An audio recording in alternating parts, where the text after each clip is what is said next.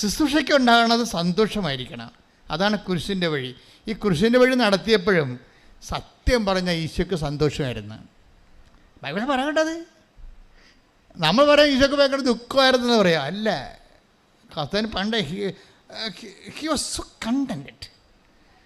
അതായത് അവൻ്റെ രക്തത്തിൽ പിറക്കാൻ പോകുന്ന പുതിയ തലമുറയെ കണ്ടപ്പോൾ അവന് സംതൃപ്തി അടഞ്ഞെന്നാണ് ബൈബിളിൽ എഴുതിയിരിക്കുന്നത്. Take the word of God. ശ്രദ്ധിക്കട്ടെ. Hallelujah hallelujah hallelujah hallelujah hallelujah യേശുവേ നന്ദി. Hallelujah hallelujah hallelujah hallelujah hallelujah hallelujah യേശുവേ ആരാധന ആരാധന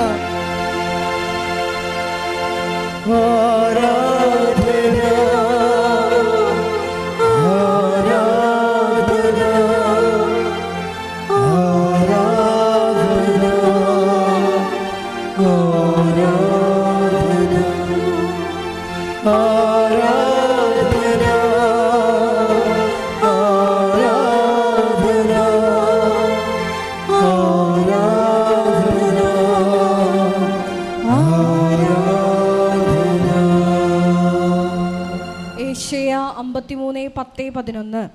ഐശയ്യാ 53:10-11. പാപപരിഹാര ബലിയായി തന്നെ തന്നെ അർപ്പിക്കുമ്പോൾ അവൻ തൻ്റെ സന്തതി പരമ്പരയെ കാണുകയും ദീർഘായുസ് പ്രാപിക്കുകയും ചെയ്യും. കർത്താവിൻ്റെ ഹിതം അവനിലൂടെ നിറവേറുകയും ചെയ്യും. തൻ്റെ കഠിനവേദനയുടെ ഫലം കണ്ട് അവർ സംതൃപ്തനാകും.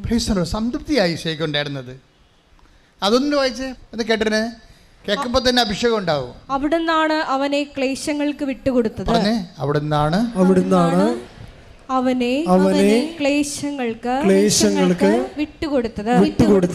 പാപപരിഹാര ബലിയായി തന്നെ തന്നെ അർപ്പിക്കുമ്പോൾ അവൻ തന്റെ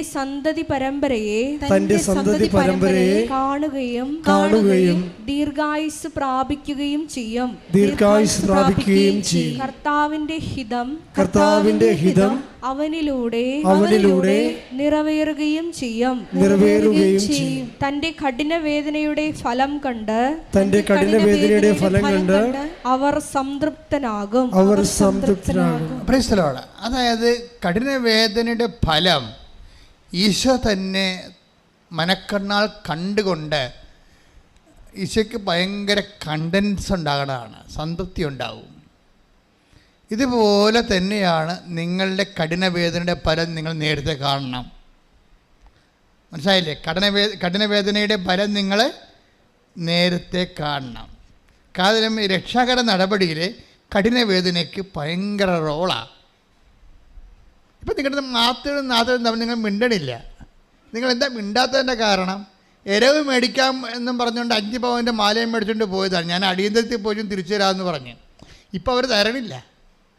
ഇപ്പോൾ അവരോട് ചോദിക്കാൻ പറയുമ്പോൾ എനിക്ക് എൻ്റെ സ്ത്രീധനത്തിൽ വെട്ടിക്കുറച്ചേക്കാൻ പറയും. പോരെ, മനസ്സിലായില്ലേ? അവർ 5 പവൻ്റെ പവനെ മേടിച്ചുകൊണ്ട് പോയി. നല്ല സ്നേഹത്തിന് നല്ല എണ്ണമൊക്കെ ഇങ്ങനെ പറ്റിക്കൂടി വന്ന് സ്നേഹിച്ച് നമ്മുടെ അന്ന് തലം കിട്ടിയപ്പോൾ എരവ് മേടിച്ചത്. അമ്മ ഇങ്ങനെ ചോദിക്കായിരിക്കും, അവർക്കൊരു കല്യാണത്തിൽ മകളുടെ കല്യാണത്തിൽ പോയതാണെന്ന്.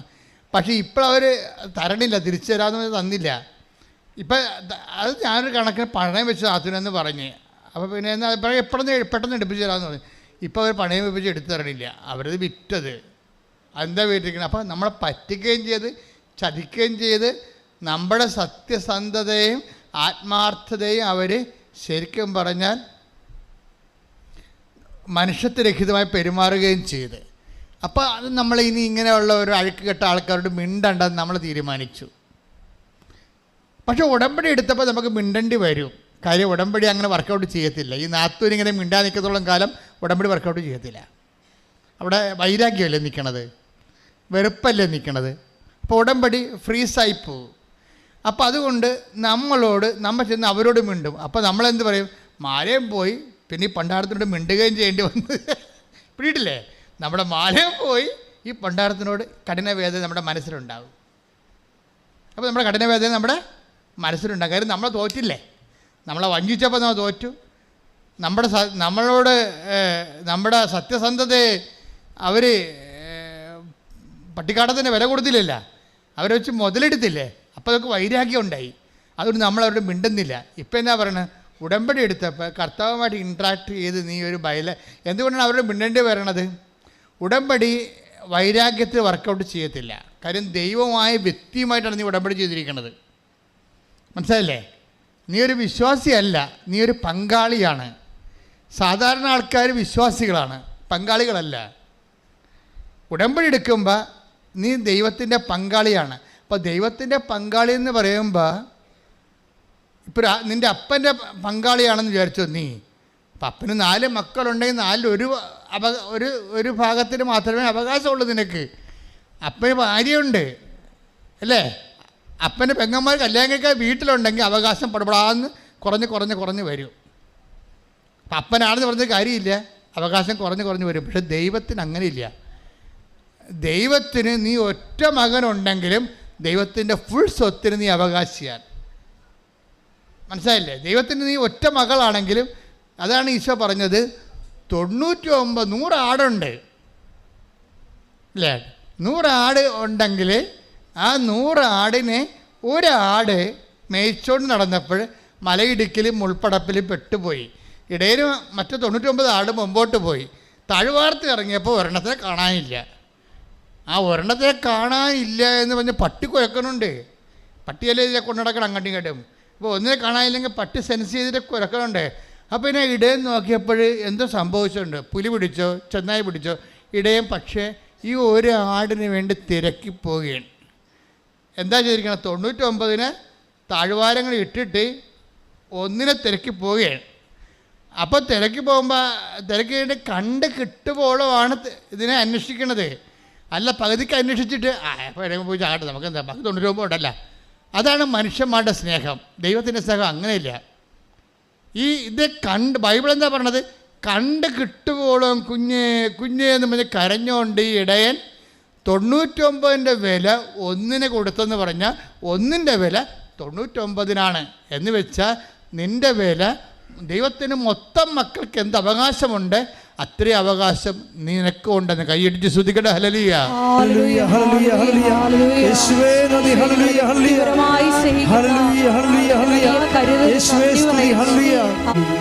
എന്നെ കുരിശോളം വലുതാക്കണേ, നിന്റെ സ്നേഹത്തിൻ നിഴലാക്കണേ.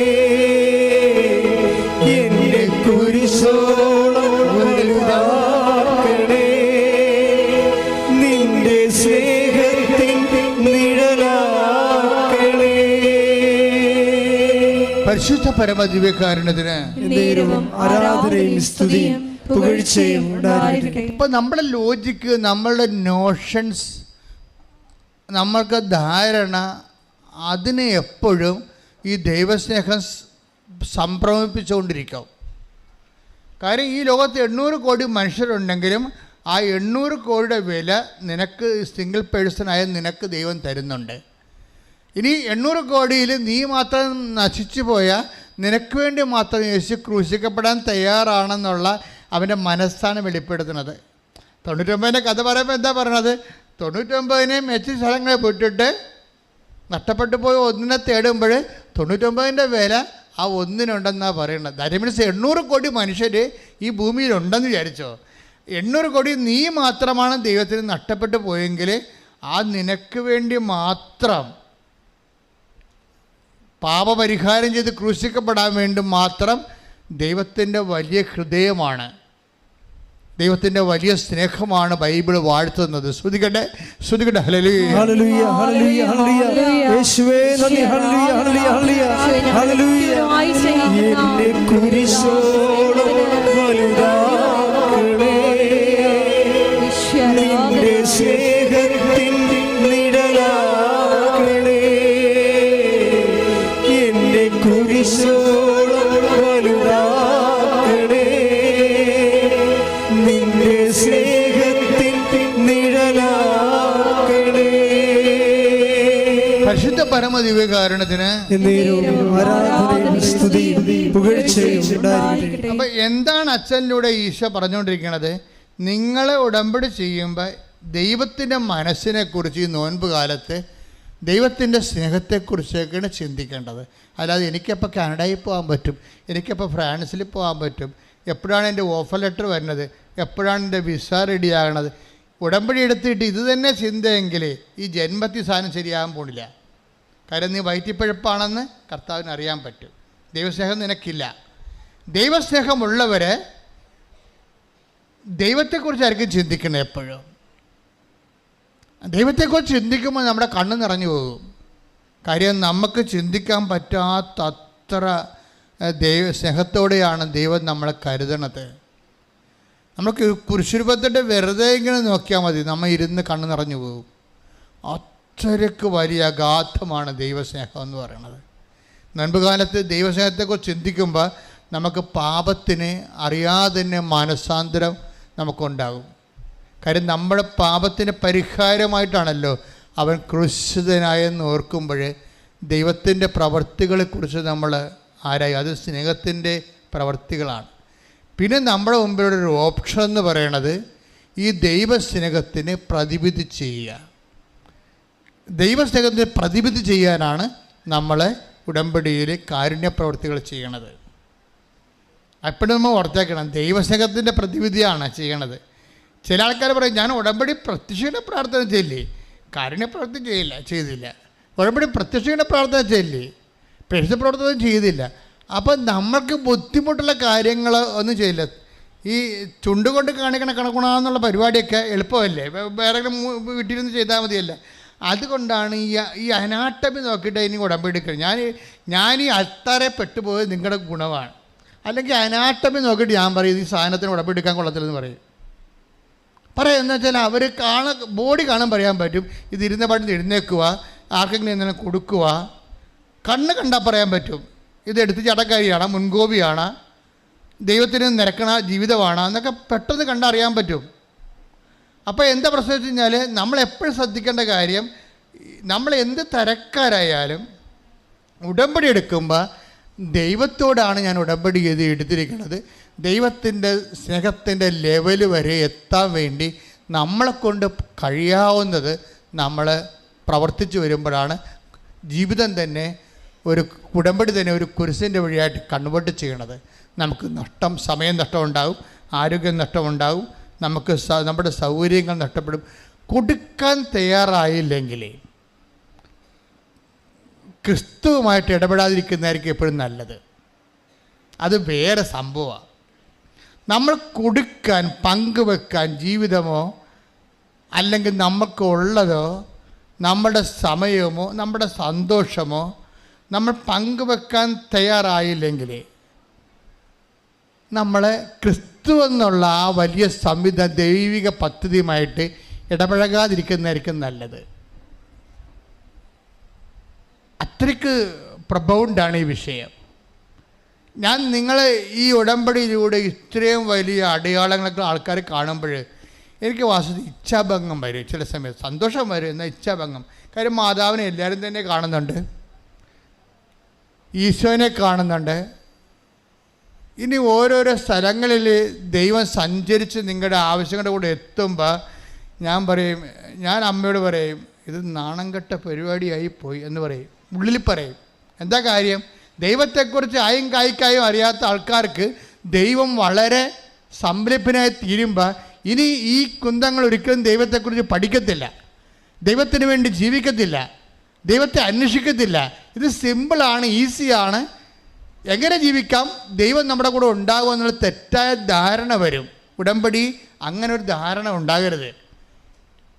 കാര്യം ഇത് നിങ്ങളുടെ കൂടെ ദൈവം വന്നു. ഇപ്പോൾ കഴിഞ്ഞ ദിവസം പാർവതിയുടെ സാക്ഷ്യത്തിന് എടുക്കാം. പാർവതിയുടെ അവസ്ഥ അറിയാമല്ലോ, നിങ്ങളെ സാക്ഷ്യം ഒന്ന് കേൾക്കണമല്ലായിരിക്കും. പെരുമ്പാവൂർ കാര്യമാണ് പാർവതി അമ്മയും.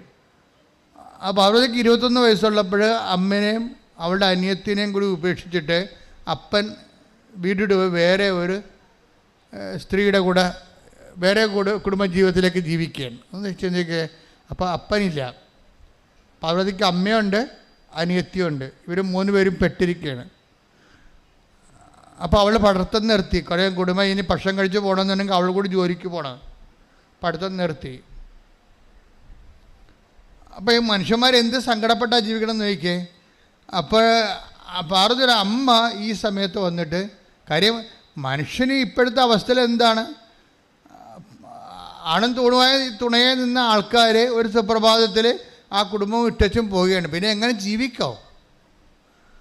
അപ്പോൾ നമുക്ക് ആരുമില്ല എന്ന് പറയുമ്പോൾ ചില ആൾക്കാർ ആത്മഹത്യ ചെയ്ത് കളയും. ഇപ്പോൾ 2 പെൺമക്കളുണ്ടാവുകൊണ്ട് അവരങ്ങനെ ആത്മഹത്യ ചെയ്തില്ല. പക്ഷെ അവർ ആരോ പറഞ്ഞിട്ട് ആലപ്പുഴ ഉടമ്പടി മാതാവുണ്ട്, മാതാവിൻ്റെ അടുത്ത് ചെന്ന് പറഞ്ഞാൽ എന്തെങ്കിലും സമാധാനം ഉണ്ടാകും. ഇന്നത്തെ മനുഷ്യൻ്റെയൊക്കെ ചിന്ത അങ്ങനെയാണ്. എന്തെങ്കിലും ജീവിതത്തിൽ സംഭവിച്ചു പോയാൽ ആലപ്പുഴ മാതാവുണ്ടല്ല എന്നുള്ള ഒരു ചിന്തയാണ് ആൾക്കാർക്ക് ഉള്ളത്. ഉടനെ അവർ ഒറ്റയ്ക്ക് ഇവിടെ വരും. പാർവതിയുടെ അമ്മ ഒറ്റയ്ക്ക് ഇവിടെ വന്നിട്ട് ഉടമ്പടി എടുക്കും. ഉടമ്പടി എന്ന് പറയുമ്പോൾ നമ്മൾ ഈ ഒറ്റയ്ക്ക് വന്നിപ്പോൾ തീർത്ഥാടന കേന്ദ്രത്തിൽ അതുപോലെ തന്നെ പെരുന്നാൾ സ്ഥലത്ത് പോയി പ്രാർത്ഥിക്കണവരല്ലല്ലോ ഉടമ്പടി. അതാണ് എൻ്റെ വ്യത്യാസം എന്ന് പറയണത്. നമ്മളിവിടെ വരുമ്പോൾ നമ്മൾ ഒരു കാലത്ത് ഒരു സുപ്രഭാതത്തിൽ നമ്മുടെ ജീവിതം അങ്ങോട്ട് മാറുകയാണ്. എന്താണ്? ദൈവവും നമ്മളും തമ്മിൽ ഒരു കാലത്തും കണ്ടുപിടിയിട്ടില്ല, കേട്ടിട്ടില്ല, കേട്ടിട്ടേ ഉള്ളൂ. ഇപ്പോഴെന്താണ്? നമ്മുടെ കുടുംബ അംഗമായിട്ട് പെട്ടെന്ന് ഈ 3 മണിക്കൂർ കൊണ്ട് മാറും. 3 മണിക്കൂർ കൊണ്ട് നീ സത്യസന്ധനാണെങ്കിൽ ഇന്ന് വരെ ദൈവമായിട്ട് നിനക്കൊരു ബന്ധമില്ലാത്ത ആൾ, ദൈവത്തിനെതിരെ ജീവിക്കുന്ന ആൾ, ഈ ഒരു അസന്മാർഗിയായിട്ട് ജീവിക്കുന്ന ലഹരിക്ക് അടിപ്പെട്ട ആളാണെങ്കിലും ഒരിക്കൽ നീ തകർന്ന് തരിപ്പണമായി ഇനി ആർക്കും നിന്നെ നന്നാക്കാൻ പറ്റത്തില്ലെന്ന് വിചാരിച്ച് നിരാശയായിപ്പോയി വിചാരിച്ചു. പക്ഷെ വൺസ് ഉടമ്പടിയിടത്ത് ചെല്ലുമ്പോൾ ദൈവം നിന്നെ ഏറ്റെടുക്കും എന്ന് മനസ്സിലാക്കിക്കൊണ്ട് ചില ആൾക്കാർ മണ്ണി ചവിട്ടുമ്പോൾ തന്നെ അവർ തീരുമാനിക്കും, ഞാനിനി ദൈവത്തിൻ്റെ കൂടെ ജീവിക്കാൻ പോവുകയാണ്, അതിനുവേണ്ടി എന്ത് കഷ്ടപ്പെടാനും ഞാൻ സഹിക്കും, ദൈവം അമ്മ എന്നെ സഹായിക്കും എന്ന് ചിന്തിച്ചുകൊണ്ട് ഇവർ ഉടമ്പടി എടുക്കണമെങ്കിൽ തന്നെ മാറും. ഉടമ്പടി എടുക്കണമെങ്കിൽ തന്നെ ഇവർ മാറും. കാര്യം അവർ തീരുമാനം, കാര്യം മാറ്റം എന്ന് പറഞ്ഞാൽ എന്താണ്? ഒരു തീരുമാനമാണ്. തീരുമാനം ഇപ്പോൾ ധൂർത്തപുത്രൻ മാറുമെന്ന് വെച്ചാൽ എന്താ? It's A decision. ധൂർത്തപുത്രൻ്റെ കഥ നിങ്ങൾക്കറിയാമല്ലോ. എന്താണ്? ഒരു അപ്പൻ 2 മക്കളുണ്ടായിട്ട് ഒരുത്തൻ പറഞ്ഞ്, അപ്പ എനിക്ക് എൻ്റെ വഴി, നിനക്ക് നിൻ്റെ വഴി, എൻ്റെ സ്വത്തും കണ്ടതാ, ഞാൻ എൻ്റെ വഴിക്ക് പോട്ടെന്ന് വിചാരിച്ചുകൊണ്ട് ആൾ കുടുംബത്തിൻ്റെ പകുതി സ്വത്തും മേടിച്ചുകൊണ്ട് നാട് വിട്ടുപോയി. അവസാനം വേസ്റ്റുകളൊക്കെമായിട്ട് ജീവിച്ച് തറവാടിന് മാനക്കരുണ്ടാക്കി വിറ്റ് ചുട്ട് നശിപ്പിച്ച് നാറാണക്കല്ലും പറിച്ച് പന്നിക്കൂട്ടി പോയി അവിടുന്ന് തിന്ന തവിട് പോലും കിട്ടാതെ തെണ്ടിത്തിരിഞ്ഞ് ഈ മനുഷ്യന് ദുഃഖം കൊണ്ട് അപ്പനെക്കുറിച്ച് ഓർത്തപ്പോൾ, അപ്പൻ്റെ കൂടെ ജീവിച്ച കാലം ഓർത്തപ്പോൾ തിരിച്ചു വരാൻ വേണ്ടി ഒരു ആഗ്രഹം ഉണ്ടായി. അങ്ങനെ തിരിച്ച് വരാൻ വേണ്ടി ആഗ്രഹം ഉണ്ടായത് എവിടെയാണ് ഇതിൻ്റെ അയാൾ രക്ഷപ്പെട്ടത്? ഞാൻ എൻ്റെ പിതാവിൻ്റെ ഭവനത്തിലേക്ക് തിരിച്ചു പോകും. അതൊരു തീരുമാനമായി അല്ലേ? രണ്ടാമത്തെ തീരുമാനം എന്താണ്? ഞാൻ എൻ്റെ പിതാവിനോട് പറയും. എന്ത് പറയും? പിതാവേ, നിനക്കും ദൈവത്തിനും എതിരായി ഞാൻ പാപം ചെയ്തു പോയി. ഇപ്പം ഞാൻ എൻ്റെ കാര്യങ്ങൾ കൺഫസ് ചെയ്യും, കുമ്പസാരിക്കും. അതാണ് നമ്മൾ ഉടമ്പടി കുമ്പസാരം ഉള്ളത്. ഇപ്പം കത്തോലിക്കലല്ലാത്തവർ അവരുടെ മാർഗങ്ങളിലൂടെ പാപരഹിതരായി ജീവിക്കണം. അതാണ് ഉടമ്പടിയുടെ നിയമം. കത്തോലിക്കലല്ലാത്തവർ കുമ്പസാരം എന്ന കൂദാശ നിങ്ങൾക്ക് ഇപ്പോൾ ഓർത്തഡോക്സുകാർക്കും ഉണ്ട്, യാക്കോബീസിനുണ്ട്. അല്ലാത്തവർക്ക് കുമ്പസാരം ഇല്ല. അതുപോലെ തന്നെ നോൺ ക്രിസ്ത്യൻസ് ഉടമ്പടി എടുത്തിട്ടുണ്ട്. നിങ്ങൾ എന്താ ചെയ്യേണ്ടത്?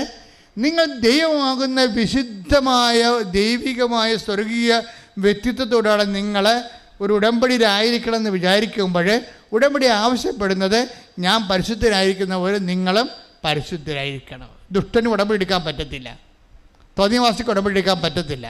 50 എടുത്ത് സങ്കീർത്തനം 50 ശ്രുതികട ഹല്ലേലൂയ ഹല്ലേലൂയ ഹല്ലേലൂയ യേശുവേ നന്ദി ഹല്ലേലൂയ ഹല്ലേലൂയ ഹല്ലേലൂയ യേശുവേ ആരാധന ആരാധന ആരാധന ആരാധന.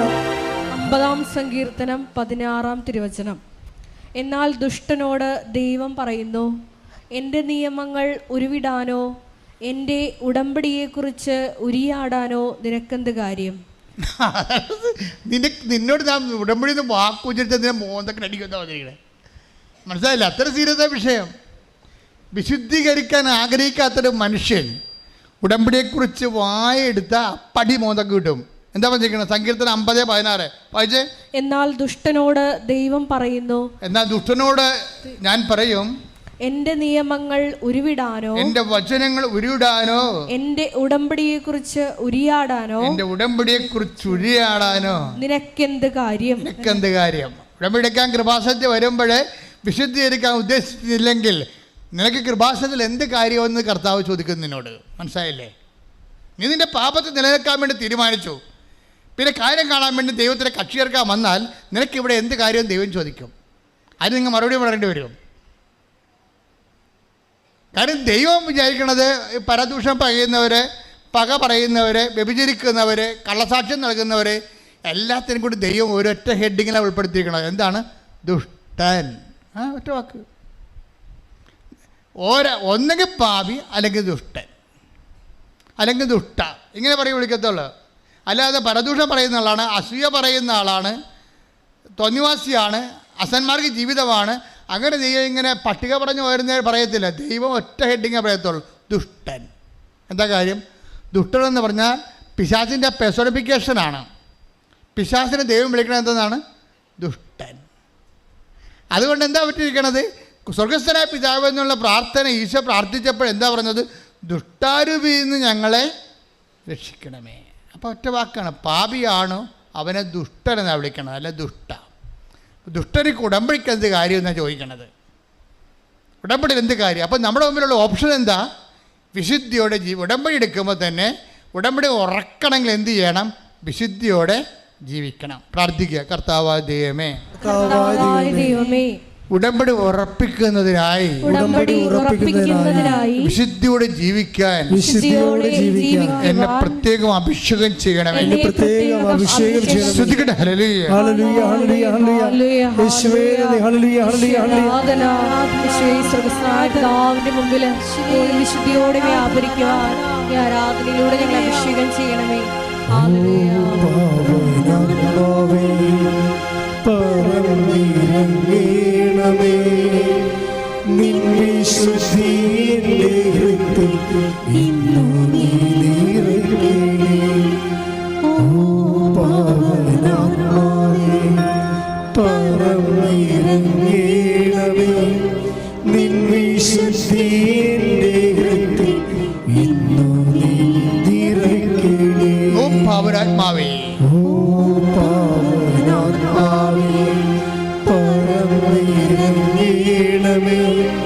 നിൻ വിശുദ്ധിയുടെ ഹൃദയത്തിൽ ഇന്നു നീ നിറയണമേ. Praise the Lord. അപ്പം ഞാനിങ്ങനെ കാർക്കശ്യമായിട്ട് സംസാരിക്കുമ്പോൾ ഇപ്പം നിങ്ങൾ എന്നോട് ചോദിക്കും, എന്നാൽ പിന്നെ പോയേക്കാല്ല, നിൽക്കണം അച്ഛാ ഞാൻ എന്ന് ചോദിക്കും. മനസ്സിലായില്ലേ?